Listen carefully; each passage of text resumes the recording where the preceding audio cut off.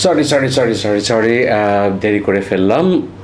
Hello বন্ধুরা, কেমন আছেন আপনারা সবাই? আশা করি ভালো আছেন। কারণ হচ্ছে হলো এই গেল কিছুদিন আগেই আমাদের কোরবানির ঈদ। আশা করি আপনারা জমিয়ে খাওয়া দাওয়া করেছেন। আলহামদুলিল্লাহ। হাই বন্ধুরা, কেমন আছেন? দেখেছেন আমাকে ছাড়াই অনুষ্ঠান শুরু করে দিয়েছে। কি করবো, আমি late, I am really late. Sorry.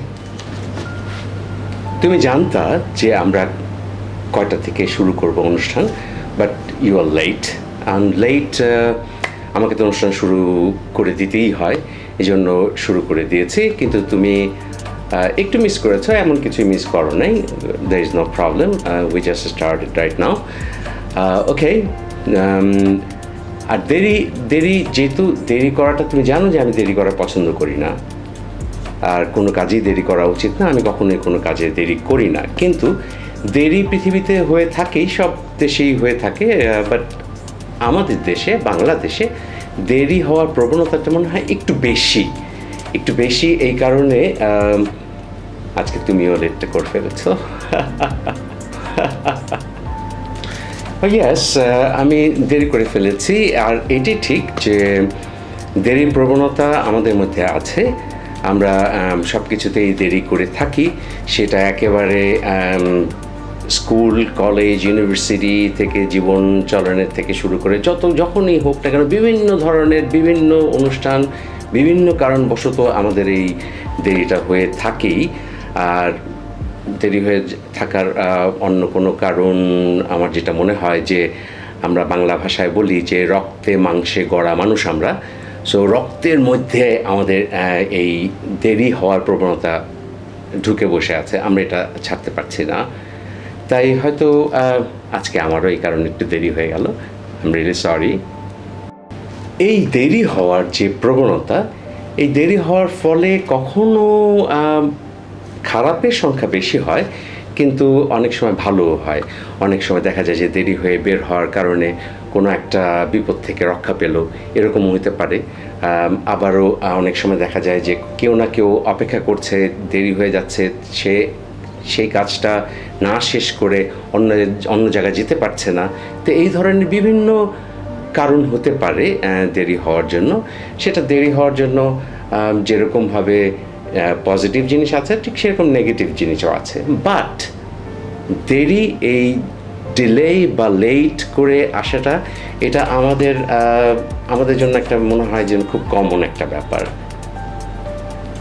তাই মনে হয় না? আসলেই দেরি হওয়ার প্রবণতাটা একদম আমাদের একটা কমন একটা ব্যাপার হয়ে গেছে।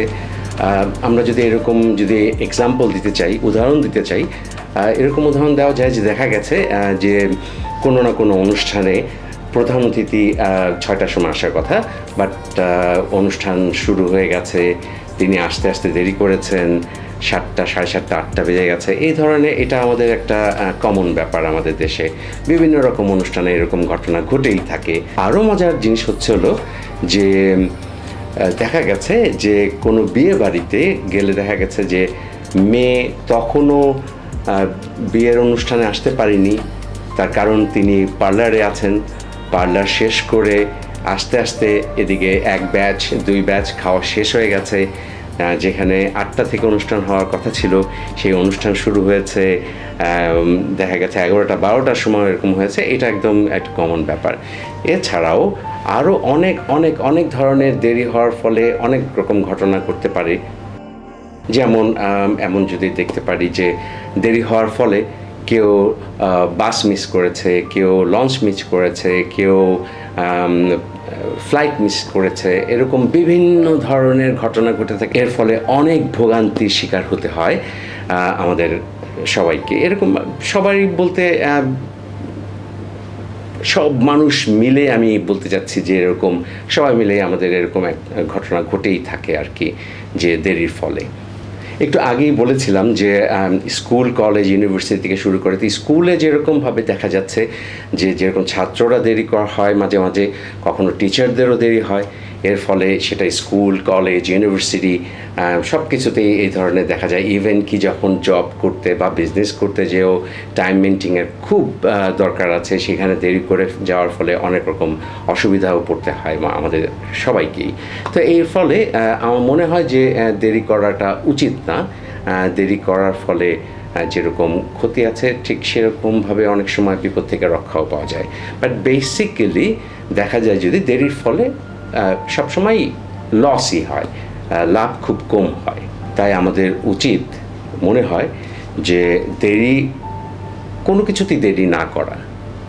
দেরি করার ফলে যেমন লস হয়, আবার ঠিক সেরকমভাবে দেখা যায় বিপদ থেকেও রক্ষা পাওয়া যায়। আমি কেন বিপদ থেকে রক্ষা পাওয়া যায় এই কথাটা বলছি, কারণ কি যে দেরির ফলে অনেক সময় বিপদ থেকেই রক্ষা পাওয়ার সম্ভাবনাটা বেশি, কিন্তু দেরি হওয়ার ফলে লাভ হয় এরকম ঘটনাও আছে।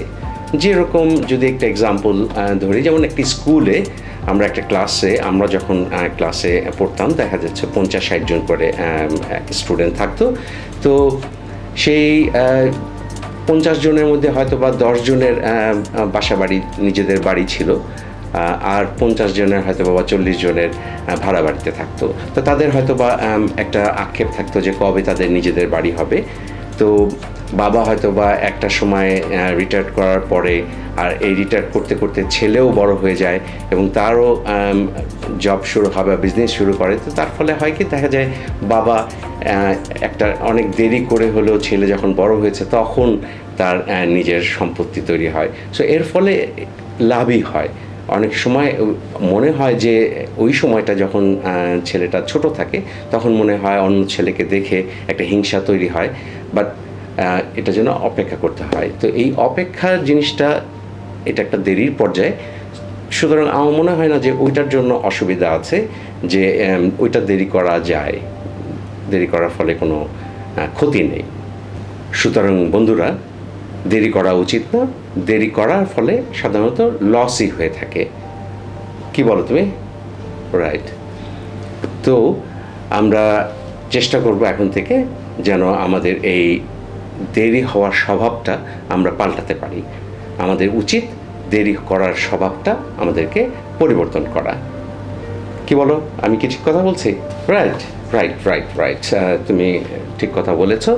তো আমাদের উচিত আমাদের কোনো কাজেতেই দেরি না করা, আর যেটা দেরি করলে পরে ভালো হবে সেটা দেরি করেই হোক, কোনো অসুবিধা নেই।